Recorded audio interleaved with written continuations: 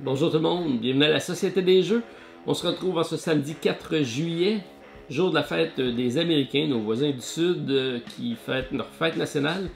On peut juste leur souhaiter que ce soit la dernière avec un président à la chevelure orange à la tête du pays. What? Dans notre cas ici, c'est la fête des déménagements 1er juillet, un classique pour les Québécois.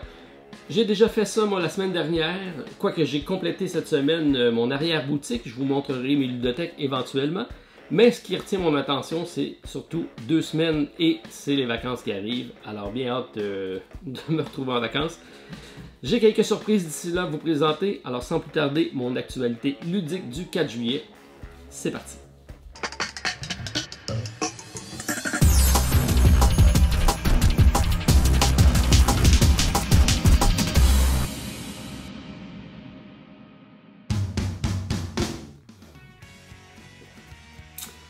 Bonjour tout le monde, bienvenue à la Société des Jeux, bien heureux de vous retrouver en ce samedi 4 juillet pour partager un petit déjeuner en votre compagnie, mais également mon actualité ludique de la semaine. Il y a quelques temps, je vous ai parlé du magazine pour ma variante solo du challenge pour Nidavellir.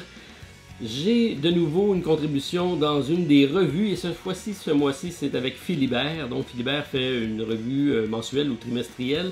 Et je suis dans le top 10 de leur chaîne YouTube, donc bien heureux de cette mise en lumière de la part de l'équipe de Philibert, donc merci beaucoup. Si vous avez la chance de mettre la main sur le magazine, vous me le direz. Moi, j'ai pas eu cette chance ici parce qu'on ne s'est pas distribué au Canada, mais j'ai reçu la copie en PDF, donc bien heureux de me retrouver dans une autre publication française. Alors merci la gang chez Philibert. On regarde au niveau des réceptions. Un Kickstarter, Alone, que je vous ai déjà présenté sur la chaîne, c'est un dungeon crawler inversé dans lequel on a un personnage qui est seul contre le jeu, mais le jeu est dirigé contre les autres personnages. Donc c'est un tous contre un qui me semble très bien amené avec des aspects donc de luminosité, des trucs cachés. Je trouvais ça très intéressant. Il n'y avait pas de variante solo, je n'avais pas contribué. Et c'est mon beau-frère Normand qui, lui, en a acheté 2 copies. Donc, il m'en a fait gracieuseté de celle-ci.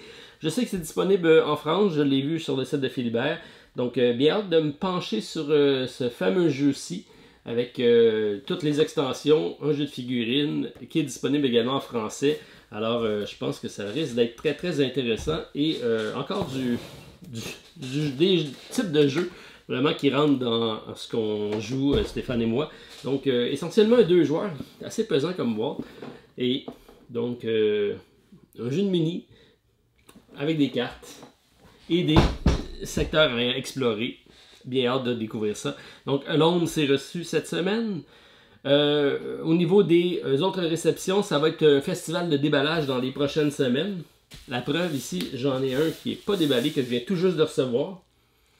Je pense que je vais le faire live, pourquoi pas. Donc je vous montre ça à l'instant. Très bien emballé, j'ai juste eu le temps d'ouvrir la boîte de carton pour le recevoir. Et j'aurais pas dû faire ça live, ça a l'air d'être bien pris. Et oh! Je pense que je vais faire des coupures au montage.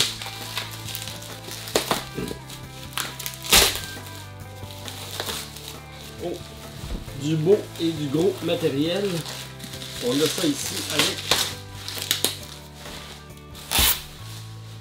Ouf, ok. Donc, plateau de joueurs. Très beau. Le artbook, c'est de la compagnie Paria. Et on a ici de magnifiques illustrations. Et bien sûr, on parle du jeu ici. L'Ordre de Viel, chapitre 1. La fureur du roi.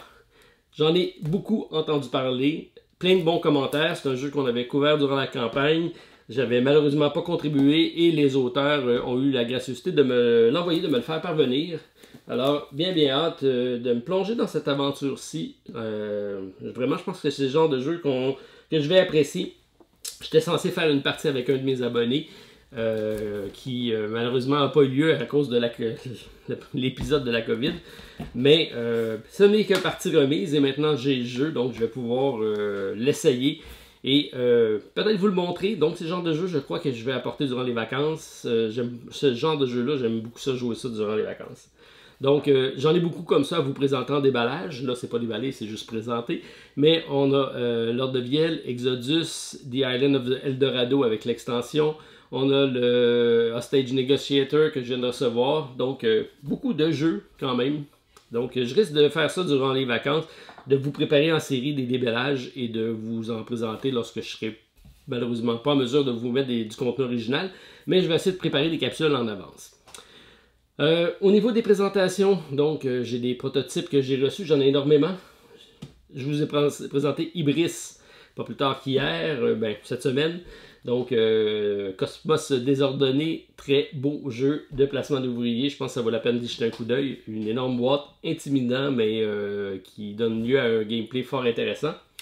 Ragnarok Star, petit jeu plus familial, thématique très originale. On a des groupes, des bands de rock. On va essayer d'aller recruter des fans. Encore là, la vidéo est faite. Je vous invite à aller jeter un coup d'œil. Ça aussi, très bien amené au niveau artistique et des jeux de mots assez rigolos dans cette partie-ci. Ayla and Something Shiny, un petit coup de cœur pour un jeu solo, une gestion de ressources avec plusieurs chapitres qui vont être différents les uns des autres. J'ai pas réussi par exemple à mettre le main sur ce qui s'en vient, mais j'ai vu les previews sur Kickstarter et ça semble effectivement très très bien. Et j'ai mis ici V-Commando, vous vous demandez sans doute pourquoi, puisque si on regarde au niveau des sorties boutiques, donc en partant par chez Randolph. Donc Randolph, on a certains jeux qui viennent d'arriver intéressants. J'ai un grand classique dans la famille qu'on joue dans le temps des fêtes qui est fort apprécié. C'est le Shérif de Nottingham et qui arrive avec une deuxième extension, une deuxième édition. Alors, bien hâte de le voir. C'est un jeu ça, qui fonctionne à coup sûr dans la famille. Ensuite, j'ai mis ici V-Commando parce qu'on a plusieurs gros spéciaux qui sont encore en vigueur. On parle de Ganymède avec un escompte de 60%. On a également V-Commando avec un autre 60% sur le jeu. On a également Compagnon que je vous ai déjà présenté sur la chaîne avec un 40%. Donc il y a une belle section de promotion si ça vous intéresse d'aller jeter un coup d'œil. Je pense qu'il y a de belles aubaines à faire à ce niveau-ci. Au niveau Philibert, donc je vous rappelle qu'il y a toujours le lien à la vidéo pour faire vos commandes, c'est pour aider la chaîne si ça vous le dit. Sinon, en précommande, il y a Dinoblivion, ça vient très prochainement, donc le jeu de mon ami Jean-François Gauthier, qui devrait arriver sous peu, autant en France qu'au Québec, donc on devrait être en mesure de vous présenter ça dès que le bateau arrive pour notre cas, mais je sais que c'est également le cas en France. On a également en précommande les cartes d'un fameux jeu de cartes pour lequel je suis parti à faire des parties en série avec mon ami Stéphane. Et on parle de Marvel Champion. L'extension arrive avec Hulk, donc ça va être un must-have pour le jeu. Et là, je vous présente quelque chose. C'est un petit concept qu'on commence à faire, moi et mon ami Stéphane et moi. On fait des parties solo, mais en même temps, chacun chez soi. Donc on se lance chacun un challenge. Et là, je vous lance le challenge officiellement avec Marvel Champion. C'est donc la possibilité de faire des séries de jeux. Donc, je vous lance le premier challenge cette semaine. Donc, c'est de faire le premier boss qui est Rhino avec le personnage Spider-Man. Tout ça avec les configurations de base en niveau 1. Et vous me donnez votre résultat, à savoir si c'est une victoire ou une défaite et en combien de rondes vous avez réussi si c'est le cas. On a fait le même exercice, Stéphane et moi. Et donc Stéphane, on a tous les deux gagné. Stéphane a gagné avant moi. Donc ce qui fait que Stéphane a 2 points. J'ai 1 point présentement. Et à chaque challenge, on va rendre ça de plus en plus difficile. Et on accumulera les points d'une partie à l'autre. Donc présentement, Stéphane mène 2-1. J'attends votre score pour vous ajouter. Et on fera un petit classement comme ça. Donc Marvel Champion, notre challenge solo. Tout le monde pourra participer. Alors c'était une invitation. Si vous avez juste, si ça vous intéresse. On va faire ça une fois par semaine, ou peut-être 2 semaines, on verra. Ensuite, au niveau des contributions, parce qu'on a eu des contributions cette semaine, je m'étais assagi dans les derniers temps, je m'étais dit que j'allais attendre avant de repartir dans mes contributions. Surtout que j'en ai fait une grosse contribution avec l'acquisition du Randolph qui est ici. Mais je me suis laissé aller cette semaine, j'ai eu des coups de cœur. Je vous ai présenté la semaine passée Intrépide. C'est un jeu coopératif dans lequel on a une gestion de crise à bord d'une station spatiale. C'est une thématique que j'aime beaucoup. Je pense que au niveau du gameplay, ça me semble très très bien, avec des décisions déchirantes. des personnages asymétriques. Et là, on a eu l'apparition d'un astronaute canadien qui dirige le bras canadien, effectivement. Donc, ça n'en prenait pas plus. J'ai sauté dans l'aventure. Donc, avec Intrépide, on parle d'un jeu asymétrique, stratégique, de survie à bord de la Station spatiale internationale. On était présentement à 3008 contributeurs, une hausse de 17%. On est à 226 000 d'accumulés et une campagne qui se termine le 9 juillet prochain. C'est un 4e projet pour Jeff Beck, celui qu'on avait vu avec Getaway Driver. Donc un excellent jeu, ça me laisse présager quelque chose de bien. Un seul prix, 60 US, l'extension est incluse. Alors, on parle de 1 à 4 joueurs, 60 à 90 minutes. C'est un placement de tuiles de scénario avec des pouvoirs variés. Alors, j'ai confirmé ma contribution pour celui-ci. Et le prochain, c'était certain que j'allais y aller. J'attendais juste de voir si j'y allais en version retail ou pas. J'ai décidé de prendre une version seulement pour moi, puis de laisser la porte ouverte si jamais ça vous intéresse pour le retailer, donc vous me le dites. Mais c'est Role Player Adventure. Je le sais, il n'y a pas de version française et c'est un jeu avec un narratif. Mais moi, j'aime beaucoup le crossover avec le jeu Role Player, construire un personnage, être capable de le transposer dans l'autre jeu. Alors ça, je trouve ça intéressant. Et on a l'esprit de Dungeons & Dragons avec Role Player. Donc c'est un standalone avec un coop narratif de 1 à 4 joueurs. C'est de Keith Matejka. On est présentement à 3637 contributeurs, une hausse de 18%. Présentement, 579 000 d'accumulés, 17 juillet à la fin de la campagne. On parle d'un jeu à partir de 100 US, plus 25 au niveau du shipping. Un peu cher, mais je pense que c'est le genre de jeu qui va vraiment plaire à mon cercle de joueurs. Alors, je suis présent avec Role Player Adventure. Si on regarde au niveau des campagnes qui devraient continuer on a encore sur notre liste de suivi, je l'ai écourté encore une fois la liste parce que j'ai une bonne dizaine de jeux qui s'ajoutent cette semaine. On a Monumental African Empire, toujours présent avec FunForge. C'est une compagnie de France. On est présentement à 3377 contributeurs, une hausse de 13%. 562 000 canadiens d'accumulés. Une campagne qui se termine le 5 juillet prochain. 55 € pour l'extension, 75 la boîte de base, 240 pour le all-in. Ça commence à faire beaucoup. Il faut additionner 12 à 20 $ pour le shipping. Fait intéressant, la version française est disponible et c'est de 1 à 4 joueurs. J'avais joué une fois à la première version du jeu, j'ai jamais eu la chance de jouer avec la version finale, c'était le prototype, donc je pense que j'aimerais ça, trouver une boîte pour pouvoir le réessayer, voir si ça pourrait s'additionner à ma collection. C'est évidemment le genre de jeu mais j'ai pas eu la chance d'essayer le solo, peut-être que ça me déciderait si permanent d'entre vous l'ont essayé en solo. J'aimerais avoir vos commentaires, c'est le seul aspect que j'ai pas eu la chance d'essayer avec celui-ci. On a ensuite Canopy. Un petit jeu de cartes pour 2 joueurs. Je vous l'avais présenté comme ça la semaine dernière, mais une variante solo vient d'être débloquée lors de la campagne. Ça, c'est intéressant. C'est un jeu super bien illustré avec des illustrations de Vincent Dutray. Alors, magnifique jeu de cartes. C'est un tableau building, une collection d'ensemble. Et on parle présentement de 2541 contributeurs. Une belle hausse de 57% cette semaine. On est à 90 000 canadiens d'accumulés. 10 juillet, la fin de la campagne, abordable à partir de 19 $ US, 29 pour la version de luxe, 7 à 9 $ pour le shipping. Alors, avez-vous intéressé, le solo est débloqué pour Canopy. Ensuite, Domination, je vous en ai parlé, c'est de la compagnie Phalange. J'attends le prototype, c'est l'école du jeu, donc Vincent qui était censé me l'apporter. Dès que j'ai ça, j'essaie de vous mettre une vidéo en ligne. Je sais qu'il reste moins de temps par contre pour la campagne, mais c'est un genre de jeu stratégique de guerre qui me semble très intéressant. Donc peut-être plus accessible que Wargame. Alors présentement, on est à 735 contributeurs, une hausse de 11%, 80 000 $ d'accumulé. Une campagne qui se termine le 14 juillet prochain. 28 à 88 livres pour le all-in, 12 à 15 pour le shipping, un jeu de 90 minutes. Alors, ça me semble bien, c'est peut-être le genre de jeu qui, dans mon cas, pourrait remplacer en partie plus rapide un Tide of Iron, un jeu de guerre que j'aimais bien jouer à 2 joueurs. Alors, j'attends de voir Domination, et celui-ci, par exemple, c'est encore un 2 à 4 joueurs, il n'y a pas de version solo, c'est peut-être ça ce qui manque. Peut-être un challenge de la Société des Jeux, reste à voir, avec Domination. Age of Atlantis, je vous ai parlé la semaine dernière de Eldorado. On a reçu le retailer de la boîte de base et les deux extensions.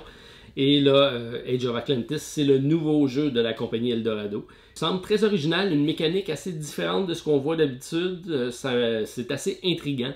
On a présentement 2878 contributeurs, une faible hausse de 7%, donc il manque peut-être un peu d'informations au niveau du gameplay pour le jeu, pour laisser décoller la campagne. Campagne qui se termine le 19 juillet, on parle d'un jeu de 59 US plus 18 $ pour le shipping. 1 à 4 joueurs, des parties de 90 minutes, c'est un placement de dés. Ça, c'est le genre de mécanique de jeu que j'aime bien. Et en solo, généralement, ça fonctionne très bien, les placements de dés. Encore dans ma liste de suivi, puisque j'ai contribué à tous les jeux de Eldorado, celui-ci ne fait pas exception, c'est esthétiquement bien réalisé.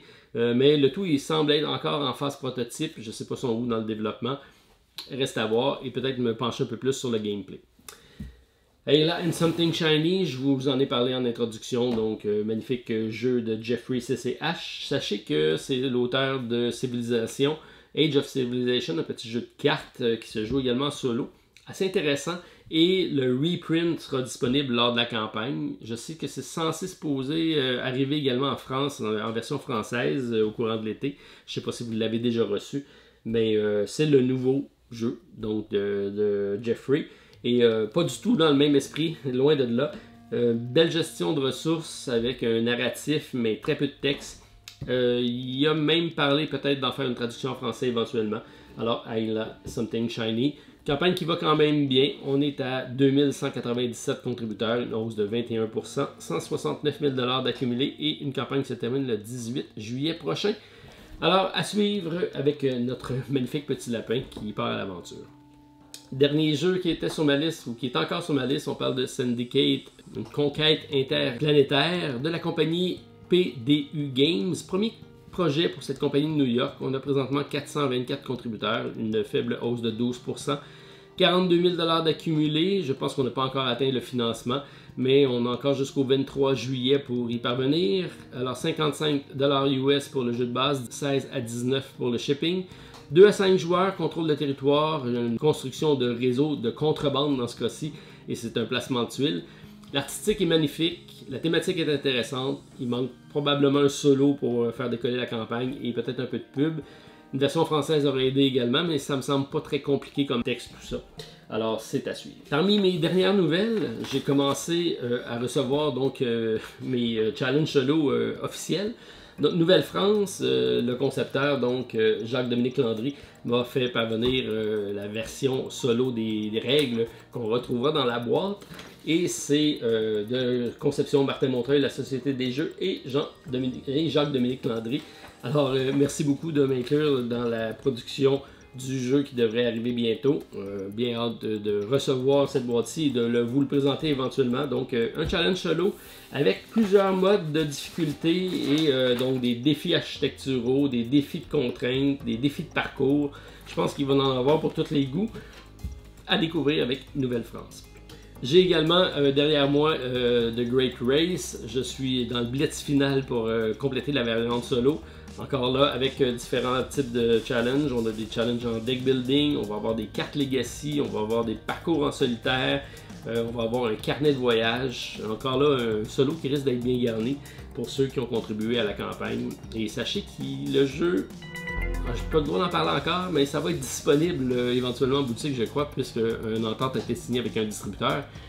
Suspense à suivre avec The Great Race. Alors, ça complète mon introduction de la semaine. Je fais ça court parce que j'ai énormément de travail, mais surtout beaucoup de vidéos à vous présenter ce mois-ci. Je vous ai dit une dizaine de nouveautés, plusieurs fort intéressantes. Alors, sans plus tarder, actualité ludique du 4 juillet. Non, c'est pas parti. Je m'en allais partir ça. Mais je m'en allais oublier aussi notre Black Stories. Black Stories, donc l'énigme de la semaine. La semaine dernière, c'était concept élémentaire, donc 4 hommes moururent de façon très différente, mais néanmoins liés. Et on parlait ici de Dan Brown avec Ange et Démon, un film qu'on a vu avec Tom Hanks. Et c'était la bonne réponse. C'était pas facile la semaine dernière. Plusieurs m'ont dit qu'il manquait un peu d'indices. Ça risque de pas être facile celui-ci, mais c'est quand même livre très connu qui a déjà été adapté au théâtre et au cinéma. Alors on parle les démons du passé. Alors il y a des années, un homme fit quelque chose, on le tua pour cela, et pas seulement une fois. Alors j'ai une série d'hommes assis à un banc avec tous des poignards dans le ventre. Alors je vais vous donner quelques indices quand même, puisque c'est pas évident juste avec ça. C'est probablement, je vais y en donner une facile sur moi aussi, une des écrivaines les plus célèbres dans ce style-là. Et c'est un grand classique de sa part. Et là, on a un inspecteur là-dessus.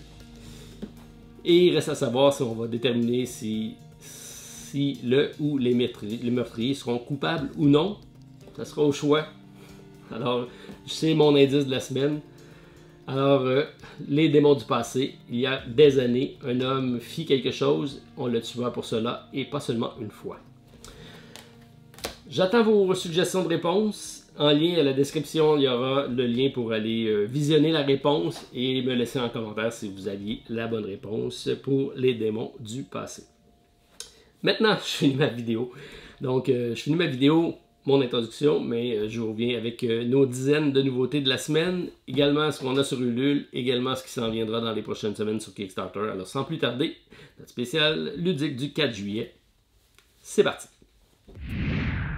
On débute notre liste de suivi cette semaine avec Sorcerer Endbringer de Robert Dougherty, celui à la tête de White Wizard Game qui nous a offert l'excellent Hero Realms. Présentement 2137 contributeurs, 250 000 $ d'accumulés. C'est une extension du jeu de base disponible à partir de 40 $ US, 75 avec les packs de cartes supplémentaires et 169 pour le all-in. Il faut compter 17 à 27 $ pour le shipping. 23 juillet à la fin de la campagne, c'est un deck building coopératif de repêchage de cartes. Alors cette extension, combinée au jeu de base de Sorcerer, paru l'année dernière, permet à 1 à 3 joueurs de jouer en coopératif et en solo. On ajoute 13 nouvelles cartes surdimensionnées, similaires au système de Hero Realms pour les boss en campagne. 4 nouveaux decks Nemesis de 20 cartes, 4 decks de Horde de 25 cartes, 45 nouvelles cartes différentes, 4 voyageurs, 3 nouveaux champs de bataille, 50 compteurs, un cadran de pointage. Alors on va se battre contre un demi-dieu fou appelé Manheater. Vous allez créer cet adversaire en combinant des cartes de Nemesis, d'aspect et de scénario. Donc chaque combinaison représentera un nouveau dieu à affronter. Alors ça ajoutera une belle rejouabilité au jeu. Alors j'aime cette addition de solo coopératif qui fait ses preuves avec le système Hero Realms. J'aime moins en anglais seulement par contre. Alors résultat, à moins de stretch goal intéressant, je risque d'attendre la sortie boutique avec Sorcerer Endbringer jusqu'au 23 juillet prochain. Et j'ajoute bien évidemment Ibris avec son Cosmos désordonné, premier projet de la compagnie Aurora Game Studio de France. Projet que je viens de vous présenter sur la chaîne. On a présentement 826 contributeurs, 87 000 $ d'accumulés. 23 juillet, la fin de la campagne, disponible à partir de 79 €. Il faut compter 18 à 20 € pour le shipping ou 24 à 28 pour le Canada. On a un mode de solo et coopératif qui devrait être débloqué à l'atteinte du 60 000 € lors de la campagne. Alors bien hâte de découvrir cette variante qui ajoutera de 1 à 4 joueurs, 30 à 45 minutes par joueur pour les parties. Évidemment, version française de disponible. Un jeu avec des plateaux modulaires impressionnants, un placement d'ouvriers très efficace, une thématique forte et bien implantée dans le jeu. Bref, je vous invite à aller voir ma vidéo critique du jeu. Pas encore disponible sur la page de Kickstarter, mais sur ma page YouTube. Alors à découvrir jusqu'au 23 juillet avec la variante solo qui s'en vient pour Ibris.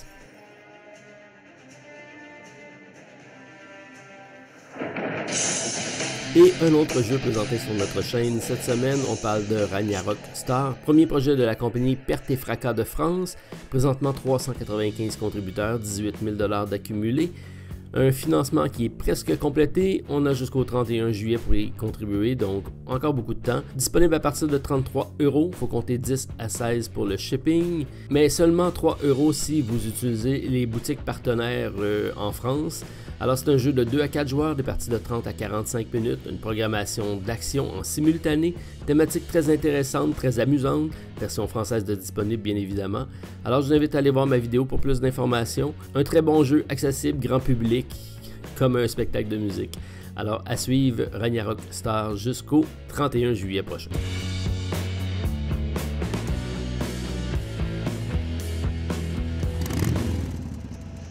Et j'ajoute le retour d'un grand classique de jeu de course, on parle de Rallyman Dirt. de la compagnie Holy Grail Game de France. Présentement 1050 contributeurs, 136 000 $ d'accumulés. 49 € pour le jeu, 99 pour le All-In et 210 si vous y allez avec la version GT, le jeu précédemment sorti sur Kickstarter l'année dernière. On parle de 14 à 16 € pour le shipping. Version française de disponible, c'est pour 1 à 6 joueurs, des parties de 60 minutes. 23 juillet, la fin de la campagne. Alors, Rallyman Dirt est la toute nouvelle édition du jeu classique de Jean-Christophe Bouvier. Prenez le volant d'une voiture de rallye suralimentée et faites la course contre la montre pour obtenir les meilleurs temps autour de différentes étapes d'un parcours. Rallyman Dirt est un jeu de course où vous vous déplacez sur une piste, lancez des dés. Chaque joueur aura à sa disposition des pièces d'équipement pour faire accélérer sa voiture sur la piste. Chaque dé ne peut être lancé qu'une seule fois. Chaque dé possède également un certain nombre de symboles d'avertissement et si vous en obtenez 3 en un seul jet, vous perdez le contrôle de la voiture, augmentant votre temps et potentiellement endommageant votre véhicule. Cette nouvelle édition combine le jeu Rallyman original de 2009 avec l'extension Dirt. Il propose de superbes nouvelles illustrations, des composantes améliorées, tout en incluant des mécanismes classiques du jeu original tels que la dérive, le saut et, mon préféré, la coupe des coins. En plus, un nouveau design visuel remplace les grandes sections de tuiles rectangulaires par de nouvelles tuiles hexagonales qui vous permet de recréer des pistes emblématiques et de créer votre propre design de jeu. Alors j'aime le nouveau design, les cartes de vitesse de temps, les virages serrés et la prise de risque. J'aime moins avoir à me départir de mon jeu original. Alors je suis dans l'attente de voir pour les extensions, à savoir si j'y vais avec le All-In pour Rallyman Dirt. J'ajoute également le jeu Catapult Kingdoms, un 13e projet de la compagnie Versuvius Media de Halifax au Canada. On parle de 1889 contributeurs, 156 000 $ d'accumulés. 27 juillet à la fin de la campagne, jeu de base à partir de 35 $ US, 60 pour la version Deluxe, il faut compter 15 à 18 $ pour le shipping. Disponible en multilangue, donc le français sera disponible. Un jeu simple de Tower Defense dans le vrai terme du mot, avec la projection de projectiles à l'aide de catapultes et d'arbalètes géantes. Pour 7 ans et plus, des parties de 10 à 15 minutes. Alors pas pour moi, mais sans doute un beau cadeau familial avec Catapult Kingdom jusqu'au 27 juillet prochain. J'ajoute également le jeu Rise of the Amazon. Non pas le site de transaction, mais plutôt les déesses de la Grèce antique. On a ici un jeu historique fantasy campé dans la Grèce antique, mais d'une compagnie de Grèce, alors intéressant. Assylian Creative nous propose un jeu de 1 à 4 joueurs, des parties de 45 à 90 minutes, un jeu de points d'action, de majorité et de pouvoirs variés. Disponible à partir de 39 $ US, il faut compter 12 à 14 pour le shipping. On a présentement 256 contributeurs pour 18 000 $ canadiens d'accumulés. Incarner des déesses qui, à l'aide des Amazones, essaieront de faire face à des héros tels Hercule, Achille et différents monstres comme le Cerbère et autres malédictions de l'Olympe. Alors un jeu qui se déroule en 3 tours, dans lequel on aura plusieurs points d'action à dépenser pour faire des attaques, des déplacements de la visite, prise de drapeau, le sacrifice, bref, plusieurs actions qui en font un jeu intéressant. J'aime l'artistique, la thématique, le solo, un prix accessible et pas de texte au niveau du jeu. J'aime moins un jeu qui se démarque pas peut-être par son originalité. Alors une campagne à suivre avec Rise of the Amazon.